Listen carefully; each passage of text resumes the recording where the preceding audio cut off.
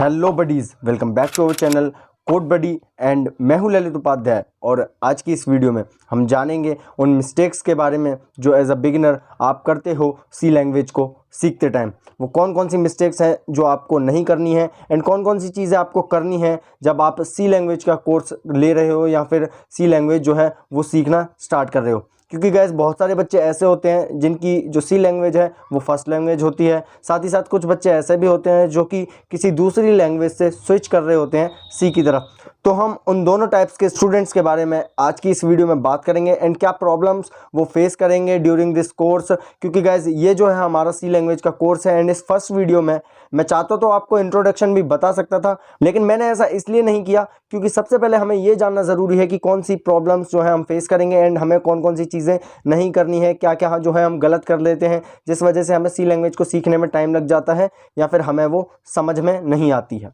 तो सारी चीज़ें जो है आज की इस वीडियो में हम डिस्कस करेंगे। तो चलिए फटाफट से अपनी आज की इस वीडियो को शुरू करते हैं एंड ये हमारे कोर्स का जो है वो फर्स्ट पार्ट है। नेक्स्ट पार्ट से हम इंट्रोडक्शन पढ़ेंगे एंड अपने कोर्स को जो है वो कंटिन्यू करेंगे सी लैंग्वेज के। तो चलिए अपनी आज की इस वीडियो को शुरू करते हैं। सो गैस बात करें मिस्टेक्स की तो सबसे पहले बात कर लेते हैं उन स्टूडेंट्स की जिन्होंने सी लैंग्वेज को अपनी फर्स्ट लैंग्वेज चुना है। तो वो क्या मिस्टेक्स करते हैं, वो स्किप करते हैं गाइज हमारे बेसिक्स, यानी जो बेसिक टर्म्स होती हैं। क्योंकि गाइज सी लैंग्वेज में दो तरह की टर्म्स होती हैं, पहली होती है टेक्निकल एंड दूसरी होती है नॉन टेक्निकल। अब टेक्निकल टर्म्स क्या होती हैं, जैसे गाइज हमारी कुछ वर्ड्स हो गए जैसे स्टेटमेंट्स, डाटा टाइप्स, ठीक है, वेरिएबल्स, कैसे डिक्लेरेशन करना है। तो इन सब का मतलब आपको पता होना चाहिए कि भाई डाटा टाइप्स क्या है, वेरिएबल्स क्या है। तो ये छोटी छोटी चीज़ें हैं जो आपको पता होनी चाहिए। काफ़ी हार्ड नहीं है ये, बहुत ज़्यादा सिंपल चीज़ है, तो ये आपको पता होनी चाहिए। उसके बाद गैस सेकंड हमारे आते हैं नॉन टेक्निकल टर्म्स। अब नॉन टेक्निकल टर्म्स क्या होते हैं, जैसे मान लीजिए कि सी लैंग्वेज आप पढ़ रहे हैं, तो सी लैंग्वेज को डेवलप किसने किया, किस ईयर में जो है सी लैंग्वेज को डेवलप किया गया। तो ये जो सारी चीज़ें होती हैं वो हमारी नॉन टेक्निकल टर्म्स में आती हैं एंड आपको इनको पढ़ना भी उतना ही ज़रूरी होता है जितना कि टेक्निकल टर्म्स को। क्योंकि गैस टेक्निकल टर्म्स जो हैं वो हमारे कोडिंग में हमें हेल्प करती हैं, साथ ही साथ जो नॉन टेक्निकल टर्म्स होती हैं वो भी काफ़ी ज़्यादा आईटी फील्ड में पूछी जाती हैं। तो आपको दोनों को ही स्किप नहीं करना है और बार बार यही कहूँगा कि बेसिक्स जो है वो बहुत ज़्यादा इंपॉर्टेंट हैं। एंड जो स्टूडेंट्स स्विच कर रहे हैं सी लैंग्वेज की तरफ किसी और लैंग्वेज से, तो मेरे को पता है कि उनके बेसिक्स जो हैं वो काफ़ी हद तक क्लियर होंगे अगर आपने वो दूसरी लैंग्वेज अच्छे से सीखी हुई है। तो इसलिए आपको बेसिक्स जो है वो करने हैं, बट इतना ज़्यादा आपको उसमें ध्यान नहीं देना है क्योंकि आप पहले ही कर चुके हो और बेसिक्स सारी लैंग्वेजेस के जो हैं वो सेम होते हैं, बस कुछ सिंटैक्स में फ़र्क होता है, वो आपको पढ़ना मैंडेटरी है। उसके बाद गाइस बात करें हमारे सेकंड पॉइंट की, जो कि बहुत ज़्यादा मिस्टेक जो है आप लोग करते हो, वो है कि ये जो कोर्स होने वाला है गाइज, ये जो सी लैंग्वेज होने वाली है, ये आपको एक बार में समझ नहीं आएगी। मैं दूसरे जो चैनल्स हैं उनके कोर्सेज उठा के देखता हूँ, उनके कमेंट्स में जाता हूँ ताकि पता लगा सकूँ कि स्टूडेंट्स की आखिर प्रॉब्लम क्या है सी लैंग्वेज को सीखते टाइम।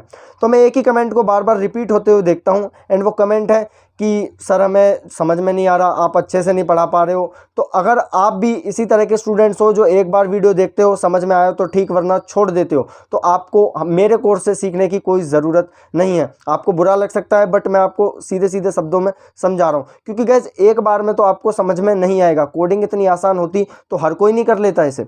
तो इसलिए आपको जो है जो भी बेसिक्स करने के बाद जब आप कोर्स करोगे, थोड़ा एडवांस जाएंगे, हो सकता है आपको चीज़ें समझ ना आए, हो सकता है कुछ स्टूडेंट्स को बेसिक्स भी समझ ना आए, तो आपको उन वीडियोस को कई बार देखना है। और देन अगर आपका कोई डाउट है तो आप कमेंट में हमसे डाउट पूछ सकते हो कि हमें ये समझ नहीं आया, ये समझ नहीं आया। आप ऐसा नहीं कह सकते किसी भी टीचर को, किसी भी क्रिएटर को कि आपका पूरा कोर्स ही बेकार है, समझ में ही नहीं आ रहा हमें। तो भाई इसका मतलब आप में प्रॉब्लम है, कोर्स में प्रॉब्लम नहीं है, ये चीज़ समझो। यानी वीडियो को 2-3 बार आपको देखना पड़ेगा। उसके बाद गाइस थर्ड मिस्टेक जो आप स्टूडेंट्स करते हो किसी भी लैंग्वेज को या फिर सी लैंग्वेज को सीखते टाइम, वो है गाइस कि आपने एक कोर्स पकड़ लिया, एक प्लेलिस्ट पकड़ ली यूट्यूब पे। अब आप उस कोर्स को आंख बंद करके फॉलो करोगे, वो करना ज़रूरी है, बट गाइज जो उस कोर्स में बताया गया है उसके अलावा भी आपको खुद से चीज़ें करनी है। क्योंकि एक कोर्स एक बार बन जाता है, उस टाइम जो ट्रेंड्स होते हैं वो आपको बता दिए जाते हैं, बट उसके बाद जब प्रेजेंट टाइम में आप सीख रहे हो उस कोर्स को, तो उस समय पे कौन से ट्रेंड्स चल रहे हैं, कौन सी चीज़ें नई आई हैं, क्या डेवलप हुआ है, तो ये चीज़ें आपको खुद से जो है सर्च करनी पड़ेंगी, ढूंढनी पड़ेंगी। तो सबसे पहले शुरू करो, रोज के 50 वेब सर्चेज आपको करने हैं कोडिंग से रिलेटेड। अगर आप सी सीख रहे हो तो सी लैंग्वेज के 50 सर्चेस डेली करो, कुछ भी सर्च करो, उसके बारे में कुछ भी आप पता करो, बट आपको पता करना है जो कि उस कोर्स में अभी तक आपने ना पढ़ा हो, जो आप पढ़ रहे हो। अभी हम अपना कोर्स जो है वो कंटिन्यू करेंगे, तब मैं आपको बताऊंगा कि आपको कैसे कैसे क्या क्या सर्च करना है। इसके ऊपर भी जो है गाइज मैं वीडियो लेकर आऊंगा, कमेंट में ज़रूर मुझको बता देना। सो गाइज खुद से सीखना बहुत ज़्यादा ज़रूरी है, खुद से हमें पैशनेट होना पड़ेगा सी लैंग्वेज को सीखने के लिए। तो चलिए साथ के साथ बात कर लेते हैं अपनी चौथी मिस्टेक की, जो आप एज अ बिगिनर या फिर एज अ स्टूडेंट करते हो सी लैंग्वेज को सीखते टाइम, एंड वो है गाइज सीधे प्रोजेक्ट्स की तरफ चले जाना। आपको सीधे प्रोजेक्ट्स की तरफ नहीं जाना है। मैं हमेशा जो है अपनी वीडियोस में ये चीज़ बताता हूँ कि सबसे पहले आपको क्वेश्चंस प्रैक्टिस पर ध्यान देना है। आपको जितने ज़्यादा हो सके कोडिंग के क्वेश्चन सॉल्व करने हैं, ना कि आपको सीधे प्रोजेक्ट्स में चले जाना है। प्रोजेक्ट्स में आपको तब जाना है जब या तो मैं आपसे कहूँ इस कोर्स के दौरान, या फिर आप इतना सीख गए हो कि हाँ आप एक प्रोजेक्ट आराम से बना सकते हो, आपको समझ में आ रहा है कि चीज़ें कैसे वर्क कर रही हैं। क्योंकि गैस होता क्या है कि हम छोटी सी चीज़ें सीखते हैं, 2-4 स्टेटमेंट सीख ली, कुछ लूपिंग सीख ली, एंड हम सोचते हैं कि अब हम बहुत बड़ा प्रोजेक्ट बना देंगे। अब जब हम जाते हैं प्रोजेक्ट बनाने, हमें यही समझ में नहीं आ रहा होता कि हम स्टार्ट क्या करें शुरू, ठीक है, उसके बाद बीच में कहाँ से जाएं, क्या लिखना है, क्या करना है।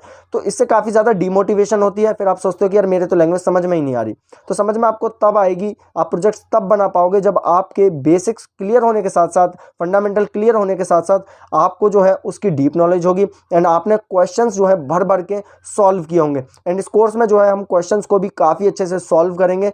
तो फटाफट से चैनल को सब्सक्राइब कर लेना, एंड हाँ वीडियो को एक लाइक ज़रूर कर देना। आपके लिए बहुत मेहनत लगती है ऐसी वीडियो बनाने में, काफ़ी ज़्यादा पसीने में बैठा हुआ हूँ क्योंकि फ़ैन बंद कर रखा है, क्योंकि फ़ैन की वॉइस आएगी। तो चलिए फोर्थ मिस्टेक मैंने आपको बताई कि भाई सीधे प्रोजेक्ट्स की तरफ आपको नहीं जाना है, एंड सबसे पहले हमें क्वेश्चंस की प्रैक्टिस करनी है, कोड्स को बार बार जो है रिक्रिएट करना है। सो गाइस चलिए अब हम बात कर लेते हैं हमारे 5th पॉइंट की, एंड मैं इसे पॉइंट इसलिए कह रहा हूँ क्योंकि ये कोई मिस्टेक नहीं है। और पॉइंट क्या है गाइस, मैं आपको बता देना चाहता हूँ, वो है don't get exhausted from C language. यानी गाइज अगर आप ऐसे कोडर हो जो रोज़ आधा घंटा 1 घंटा पढ़ने बैठ जाते हो, कोडिंग करने बैठ जाते हो, तो ये बात क्लियर आपको बता दूं कि आप कोई महान कोडर बनने वाले नहीं हो, कोई अच्छे प्रोग्रामर आप नहीं बनने वाले हो।